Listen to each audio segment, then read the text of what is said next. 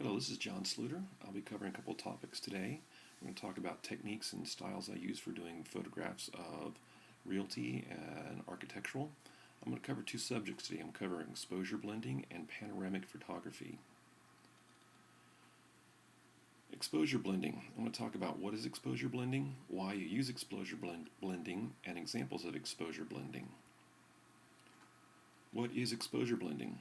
A high dynamic range image, or HDR, or exposure blending, is a set of techniques that allows a greater dynamic range of luminance between the lightest and darkest areas of an image. This wider dynamic range allows HDR images to more closely represent the wide range of intensity levels found in real life, ranging from direct sunlight to faint starlight. Why use exposure blending? The photographer is left with the decision to either blow out the highlights or lose all the shadows with standard photography. Here I'm showing 5 photographs that any particular one of them would not be suitable for a photograph of this condo overlooking the beach in sunny Florida. So why go to the trouble? With this photograph here, I've averaged off the highs and lows. As you can see, the interior is too dark, the exterior is also too light, and the image does not do justice to the wonderful room and the view of the beach. So by using an HDR technique, I'm going to use 5 photographs and create a much more pleasing image. My first shot, I meter for the sky and the water. I want to make sure the outside looks very beautiful. As you can see, the interior is far too dark and completely unusable. You can see the exterior light is good, there are no blown out highlights, and you have a beautiful view of the outside. But this image itself isn't usable. My second image, I've allowed a little more sunlight to come in. I've metered for the sky and water again.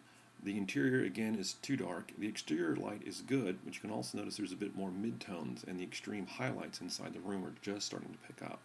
But again, this particular image is of no use by itself. This third image is metered for both the exterior and interior. The interior is underexposed, the shadow detail is lost. The exterior is overexposed and the highlight detail is lost. This image isn't usable by itself as well. My fourth shot, I've metered just for the interior. The interior is good. You can see the detail, you can see the items in the room, but the exterior highlights are completely blown out. This image itself also is not usable. My fifth shot is metered for the interior shadows. I want to make sure I get the most detail out of the shadows inside the room. You can see the interior shadows are very bright. You can see that the exterior highlights are completely blown out and of no use. This particular image is no use by itself as well. But what I'll do is I'll combine all 5 images, and with all 5 images combined, you can see that we get a much more pleasing image.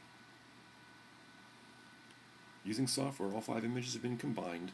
The 5-shot captures all the highlight detail and shadow detail in the entire room, both indoor and outdoor. The image is also much more visually pleasing.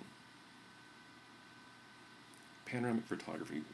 What is panoramic photography? Why use panoramic photography? Panoramic photography shooting techniques.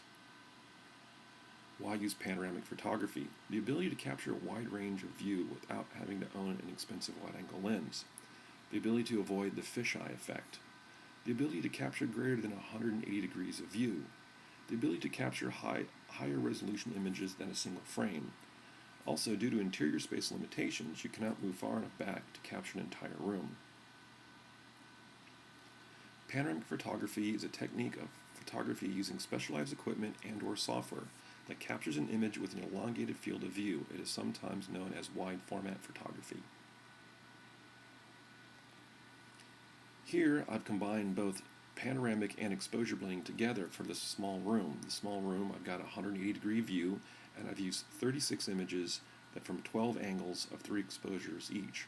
By combining all 36 of these images together, I'm able to get one final image that shows the complete 180 degree view of the room with limited lens distortion and also good detail in the highlights and the shadows.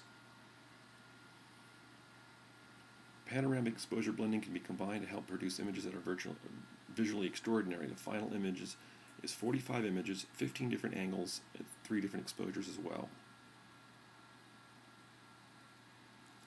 This image of the master bathroom of this condo on the beach is 36 images, 12 different angles, shot at 3 different exposures at each. This particular image shows all the detail in the bedroom as well as detail outside the window in the bright sunny Florida day.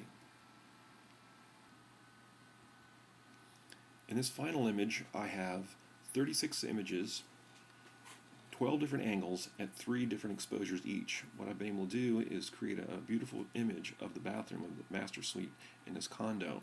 With using a single wide-angle lens or using a single photograph, I would not be able to catch all the detail in this room.